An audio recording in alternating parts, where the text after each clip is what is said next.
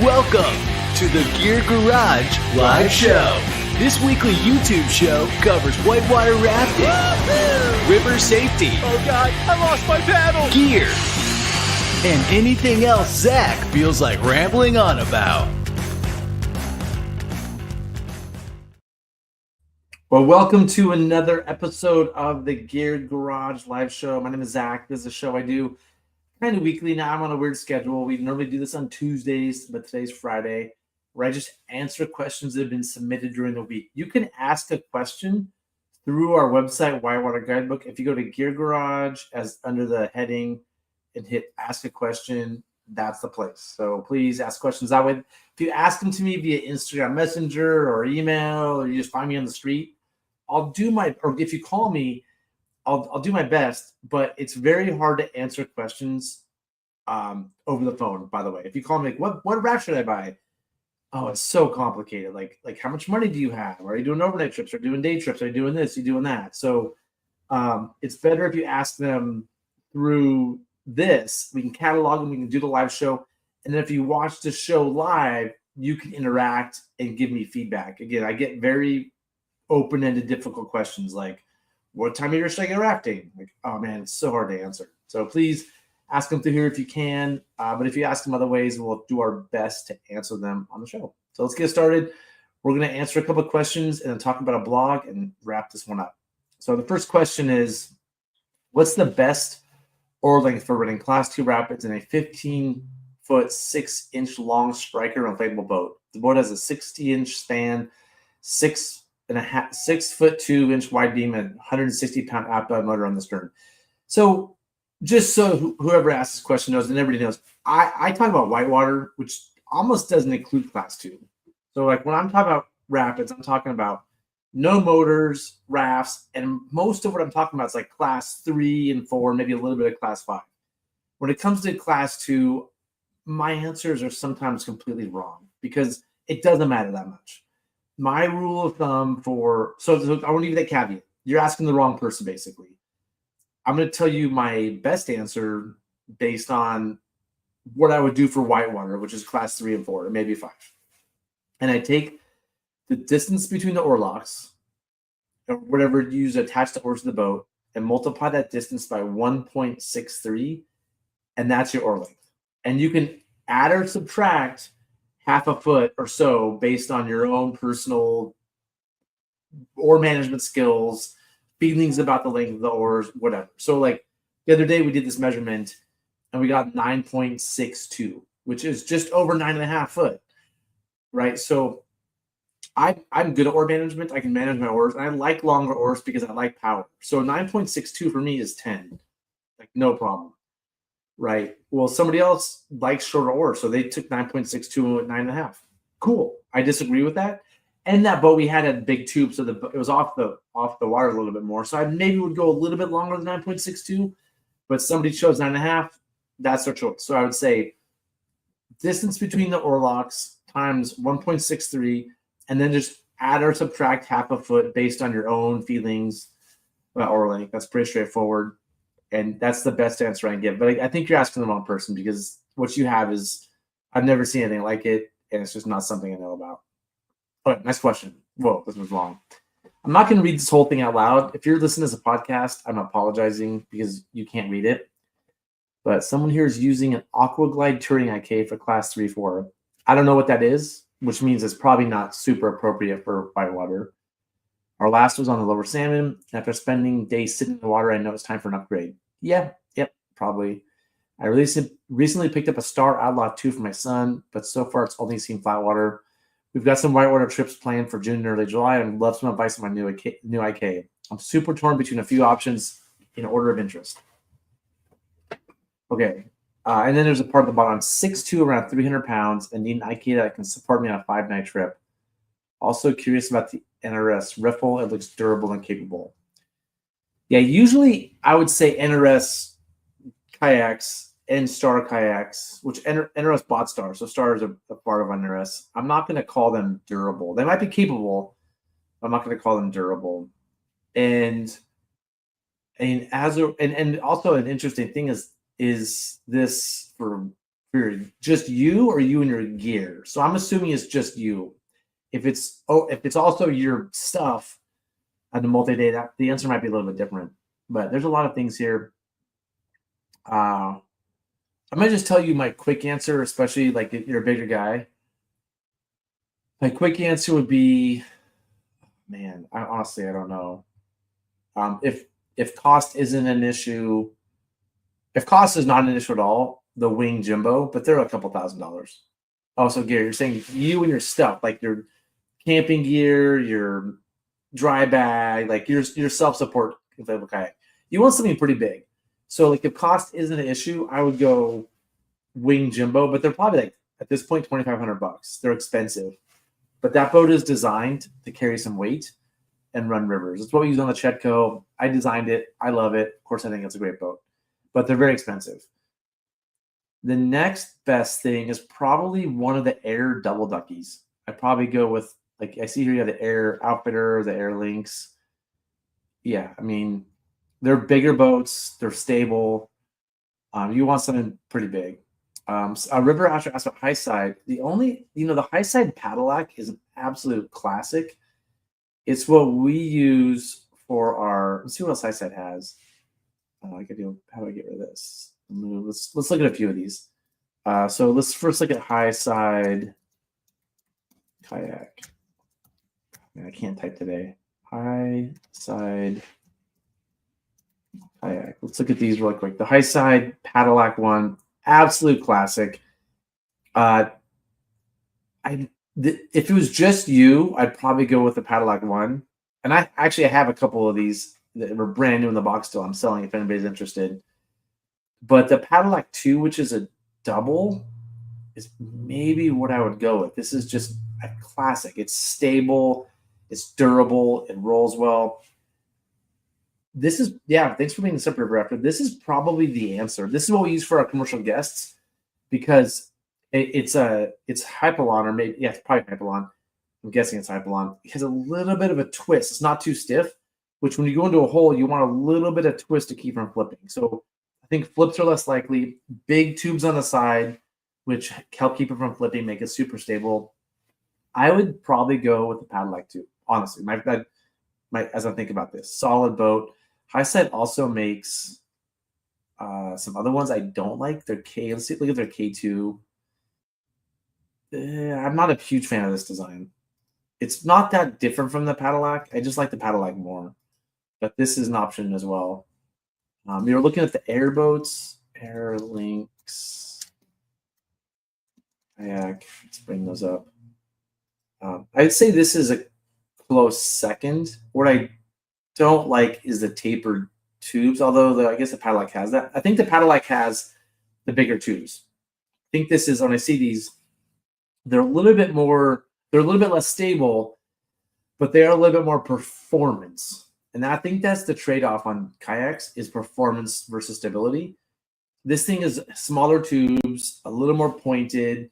You're going to zip around the river a little bit better performance-wise, but it's going to be a little tippier, right? If you want a more performance, I'd probably go to the Sotar ones that they make. They're pointy.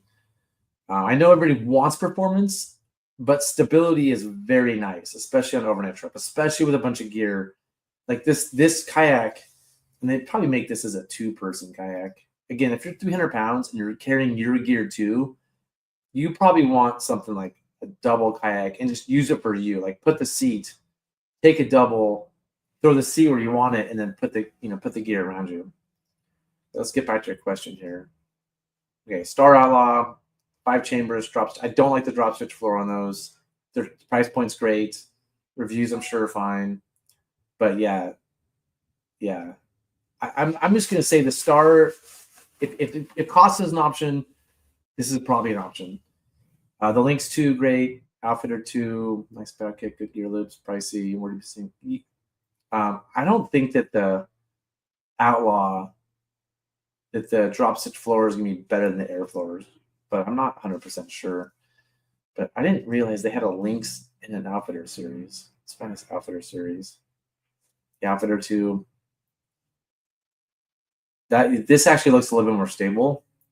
I'd have to look at the size of the tubes. This might have bigger tubes because for outfitters, we want our guests to be stable. Like in an outfitter boat, you want stability over performance, right? The little bit of performance isn't going to help people that much. So this looks solid. But if I had to decide between this and the high side Padillac 2, I would personally go Padillac 2. And yeah, that's just what I would do. The price is about the same. And then the Star, let's just look at the Star Outlaw. Oh, I need to pull that up. I was looking at the outfitter too right there. Sometimes I'm looking at something, but I'm not putting it on the screen.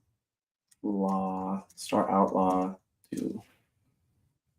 Yeah, let's pull this up. Yeah, I just, oh God, this is $900. It's hard. It's like, what a deal. I mean, honestly, I feel like the case with all rafts and kayaks. This is my stock answer for what raft should I buy. I don't know. If you pay more, it's gonna be better. That's if you can afford more, get more. I'd say this is minimum viable product. This will maybe work, but at some point you'll probably regret. If you go once a year, this might be fine. But at some point you're gonna regret this decision if you use it a lot. If it's once a year on the lower salmon or whatever, I don't know. This is maybe fine. Okay, let's go back to the other questions. The Corin Tandem. I've never even heard of this. Corin Tandem. It's Corin Tandem. Has anybody heard of this? I don't see a Corin Tandem anywhere. I just Googled it. Terrible to I don't know. Was it this? I don't think it is. I don't know. I don't know what you're asking about.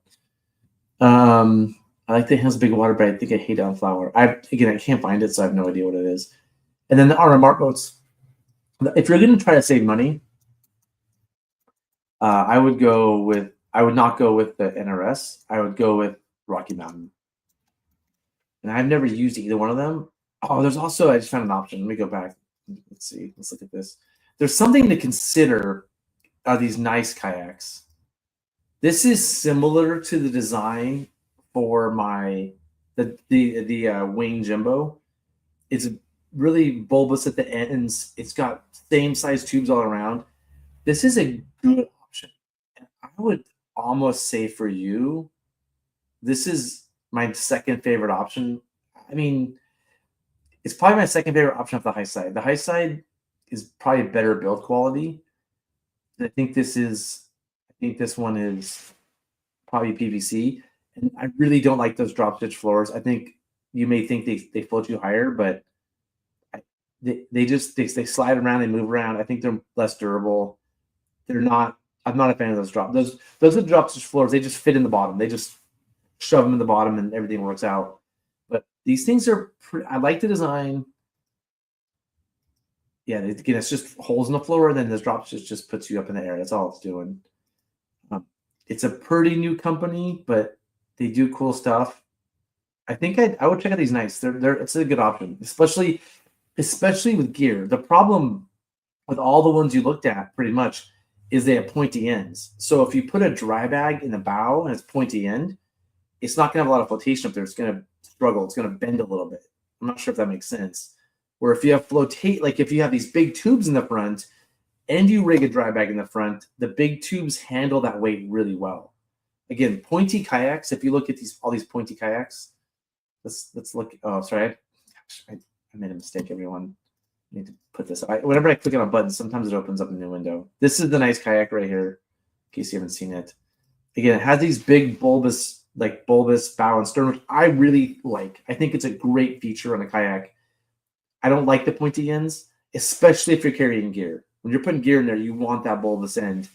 You want that volume in the bow and the stern to handle your dry bag. I'm guessing this is designed to carry a load. Look at that. Leave that photo right there. Right? That's what this is designed for. Sit on it, put these bags in the bow and the stern, put your kid in the stern even. Right. This is, it's PVC. It's almost, it's 0.99 millimeter PVC. I think if you're looking at a combination of price and performance for what you're doing, this is probably your top choice. And I've never used one. I've never seen one in person, but I've talked to people that have used them.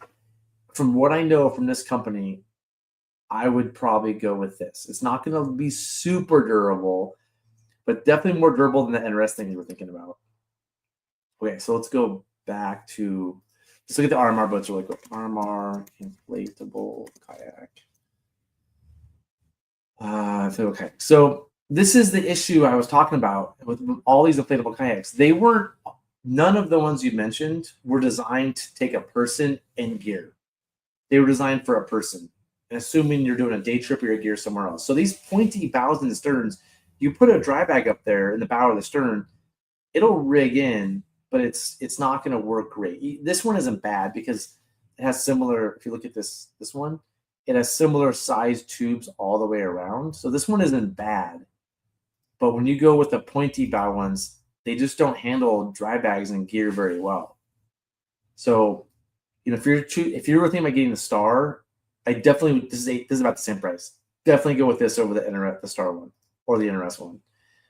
If you're going to go with RMR, I think this is the one to go with, again, because there's more volume all around. Cool. Hopefully I answered that question. So getting back to this thing. So Star Outlaw 2, I wouldn't touch it. Air Outfitter 2, it's a solid boat. For carrying gear 2 is probably not what I would go with, but it's a solid boat. It would work. The Lynx 2, I'd get the Outfitter over the Lynx. Corn Tandem, don't know what that is. The Taylor versus Animus, I don't know. You want volume. And I don't even know what the NRS riffle is, but it sounds like a bad idea. I guess I'll look it up. NRS riffle kayak. I haven't even heard of this. Yeah, I'm looking at it right now. Oh, it's a pack raft. Yeah, dude, 300 pounds and weight. Don't even think about a pack raft. You definitely want a real ducky. And you're doing lower salmon. You said lower salmon. Yeah, you don't want a pack raft. Okay, so here we go. Comments from the audience. Depends on the amount of gear a tandem IK with one person. Depends on the amount of gear a tandem IK with one person. Not sure that's a complete sentence. Outfitter 2 has a 1-inch large. Yeah, the Outfitter. Thanks, Steve. Yeah, I figured it was larger than the Lynx. If you can go with one of those, Outfitter 2. Tomcat Max for an IK. I don't even know what a Tomcat Max is. Air Tomcat. Oh, that's an air boat. Is it Air Tomcat Max? I'm looking it up. I didn't even know they had it. That's kind of cool. Let's go back to here. Oh, and it's tributary, so it's going to cost less. So if you're buying the Air Outfitter 2, it's pretty expensive, right? Because it's made in the U.S. This is their made overseas version. $1,000 definitely would go with this over 100% over the NRS, 100% over the Star, same thing over the RMR. I go with this. It's just, you see the pointy ends I'm talking about? All the airboats kind of pointy ends. It's not bad, but if you're going to carry a bag in the bow and the stern, you want to try to get away from pointy ends. There's also very, very pointy ends. This is only moderately pointy. When I say pointy, I mainly mean the tube really diminishes to a point. I'm guessing that the tubes on this they look big. This is a sweet option. Thanks for adding that in, Adam. I never knew that existed. Outfitter tubes much bigger. It sounds like an inch, but they're definitely bigger. I would not recommend Start even at the price point. Perform poorly, they're not very durable. Yeah, and Blue Puma knows what's up. Blue Puma is a wealth of knowledge. Cronin Tandem. Oh, another. I didn't even think about the Cronin. If you want to really live life on the edge, okay, Tandem. Thanks for everybody for bringing these ideas up. Here we go. Get an ugly ducky. Product. This is a solid option too. Is there a tandem? I don't see the tandem. Maybe he doesn't have it. But if you want people to think you're a little weird, you're the 2-person. It's unavailable, but his photos aren't that great, unfortunately. That's all we get. But it has like this. It's like a creature craft shape. But this is the same. If you took my wing Jimbo, and you just gave up tons of rocker, this is what you have, almost to a T, with the same volume all around. I would consider an ugly ducky too. Yeah. So thanks for suggesting that. That's a super smart thing. Cronin tandem. Yeah. Yeah, that's an option. They're interesting boats. On my first Padlock in '98, no issues except after 20 years, I had to replace the pressure relief valve. But yeah, the Padlocks are very durable. The Padlock the high side Padlocks are a sweet option. Watershed salmon stow float or a dry bag with pointy ends. Yeah, I mean, you could get a pointy ended dry bag to match a pointy in the boat. It's really an option. I think most people just want to get a regular dry bag, but that's an option. So going back to the question, ignore the star, don't do the star, don't do the NRS, don't do the air links. Oh, core in tandem. You meant crone in tandem. Got it. Yeah. So I think your options here, the things I think are really good is the crone in tandem, speed option. Get the Padlock 2, super good option. That airboat that was the tributary that we looked at. That's the Max something. Somebody mentioned it. Tomcat Max, sweet option. Or that nice kayak. I think they're all pretty good for what you're doing. If your concern is weight, I'd go with the Cronin. I think if your main concern is like weight and you like the you don't mind the bow rocker and you do like the PVC because he's at that PVC floor. If you like the PVC floor, I'd go with this. Sure. The boat that I designed that I think is the best, but they're very expensive, is just for comparison, is the Jimbo. This thing is, I mean, I've run this down. This is a photo I took on the Chetco. This boat is sweet. So all a Cronin is, and the floor is a little thin on this, so you might be sitting in water in the floor potentially. But what we've done is just put a pad down instead above it, if you're worried about that. But all a Cronin is a lower quality version of this with just a ton of bow rocker and a bow stern. So I think this one's perfect. If you don't mind a little less quality and you don't mind the rocker, I'd probably go Wing Jumbo. Good question. Lots to think about. So that's it for questions. I do want to finish up the episode and just share a blog post with you all. And the reason we do blog posts like this is we get so many questions here, both my office and me personally, that are like, how do I do this? How do I do that? And you know, unfortunately, we're in our busiest time of year, so it's really hard to sit on the phone with somebody for half an hour and answer the questions. It's just hard. If you call this in like October, cool. But when you're calling us in our busiest time of year to help you plan your trip, it's challenging. Or you're like, what kind of 14-foot raft should I buy? Like, oh, it's so hard to answer that in like 10 minutes even. You know, the first question is, are you sure you need a 14-foot raft? Right. So that takes us down a long line. So we put out a lot of blog posts, like how to wash dishes, how to plan a middle fork of the salmon trip. If you have questions about planning a middle fork of the salmon trip, I've written a few blogs about it and done videos about it. Here's one more with as many answers as we can get out to you. So please, if you have questions, use this as a resource about and sign up for our newsletter for things you need, shuttle, how to get food. You know, we're putting out as much of this content as we can to share with anybody that has questions. Now, if you have questions further than this, like this isn't enough information for you, that's when you can go to the Gear Garage thing and ask us a question. I'd be happy to answer it on the show for you. So I think that's it. There's one more comment. Is a drop stitch fluoro can a raft? Yeah, it just depends. It depends. I don't like specifically the drop stitch floors so they take a raft and they put in a regular floor with holes, and then they shove a piece of drop stitching on top of that that's kind of loose, that isn't part of the boat. That's just a very inexpensive way to make a boat. Whereas if the drop stitch floor is like connected to the boat, right? It's not sitting on top of a bucket boat floor with holes. It's actually the floor.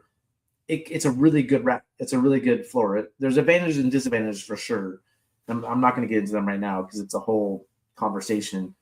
But yeah, most rafts, it's attached. The Star rafts, again, it's just, if you buy the Star raft NRS, they just put a bucket boat floor in there, punch some holes for drain, and throw that drop stitching on. I'm not a fan of that. That's just a thing I don't like, so I'm not a huge fan. Steve says they have inferior tracking. That is the common thing, is that drop stitch floors don't track. But if you let some air out of them and run them a little bit soft, they can track really well. So if you have them inflated all the way, they don't track well, which if that's important to you, then maybe don't get a drop stitch floor. But if you need tracking on a drop stitch, deflate it a little bit, or just learn to boat a little bit different. Like, tracking to me isn't the end all be all. Sometimes it's really nice. Sometimes tracking can be a disadvantage. We were running in Illinois last week. If you go over a drop and the boat's turned to one side, it's going to track that way. And you want to pull a move, but you're fighting tracking. And so sometimes you don't want, especially if there's weight in the front, you don't want tracking. So, I wouldn't say tracking is something that's always an advantage. It's a trade-off. And so if you don't mind a little, if you can boat in a way that doesn't require tracking, they make good floors. That's a lot of information, but we just talked about this the other day. Well, that's it for this episode. Thanks everybody for watching. We'll probably do another episode next Thursday or Friday. And yeah, I'll see you all.